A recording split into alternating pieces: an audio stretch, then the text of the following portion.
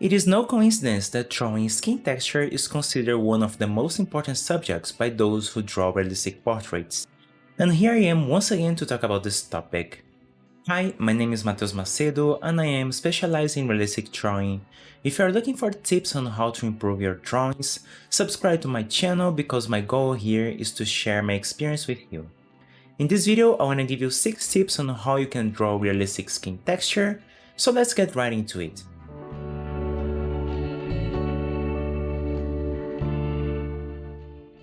My first tip is that you use the grid when preparing the sketch. This will prevent you from getting lost when you're drawing the details. That doesn't mean you have to copy every little bit the way it is in the photo. I don't do it myself, but I like to use the grid to find my way around the skin and know what I'm doing. I try as far as possible to do square by square, but I confess that I don't have enough discipline for that. I end up invading other squares and making a slightly wider area. Still, it's a very useful method. It is important that the grid lines are light so that they will not be visible in the finished drawing. When you are blending the graphite over these areas, these lines will tend to disappear. Before that happens, you can mark some reference points, making them a little darker.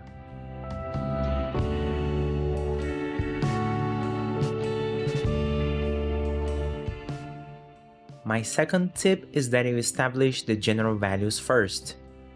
Before you focus on the finer details, try to get the general values of the drawing correct.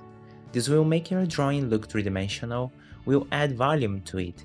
You're not going to add volume to your drawing by doing the texture. Working with the texture, however, will darken your drawing a little more. So start the texture when the general values are just a little lighter than what you're seeing on the reference photo if you have one. But if you make the drawing too dark, no problem, you will be able to go back using the eraser.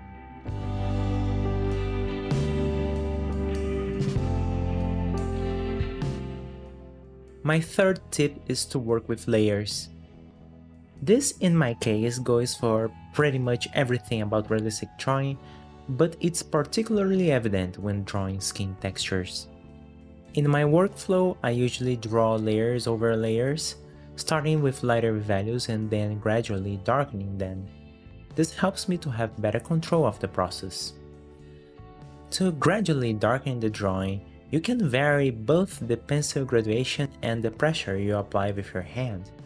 Ideally, you should change the pencils throughout the process, as increasing the pressure with your hand can give you a rougher result, and you may get tired quickly.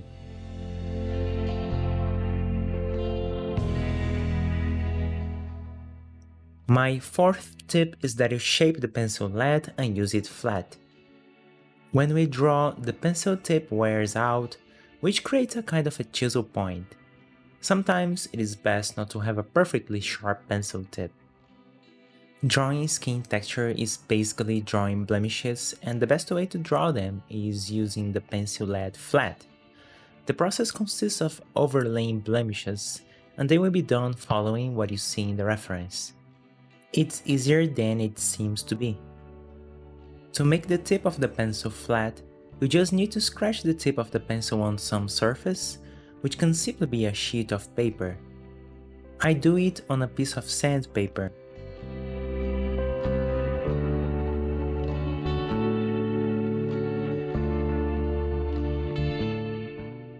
Tip number 5. Blend the graphite.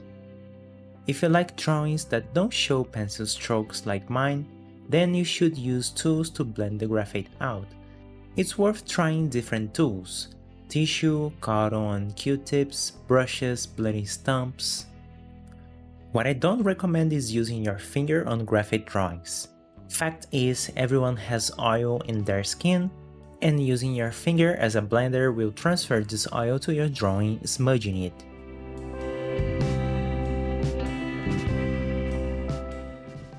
Tip number 6. Do the highlights. If you see highlights on your reference, use erasers to do them. There are several types of erasers, such as pencil eraser, eraser pen, kneaded eraser, and electric eraser. By the way, I don't use pens or white pencils because they don't look good with graphite in my opinion. These tools will complement what was done in the first layers and are more useful for details. No, you don't need all these tools to start drawing. I've bought my erasers over the years and gradually understood what each one does. And an extra tip: the highlights can and often should be softened too. Sometimes we don't want a super contrast. My favorite tool for softening these highlights is makeup brushes, which are softened out to reduce the brightness but still keeping what is done with the pencil. By using erasers also in different layers, we are able to obtain different shades of light gray and white. Here I try to list some tips on skin texture drawing, which we have to pay attention to when we approach this topic. If you want to delve deeper into it and draw together with me, I have a class on how to draw skin texture using only graphite, including step-by-step videos on how to draw freckles, pores and wrinkles, and finally applying everything we learned into a project. This class is hosted on Skillshare, and if you are interested, the link to my class is on the description below. By using this link, you get a 1-month free trial of Skillshare, and you'll be able to watch all my realistic drawing classes and also all the classes available there, covering topics like drawing, illustration in general, painting, photography, marketing, personal development, and much more. I hope you liked this video. If so, give it a thumbs up and subscribe to my channel to watch more videos like this. I see you in the next one.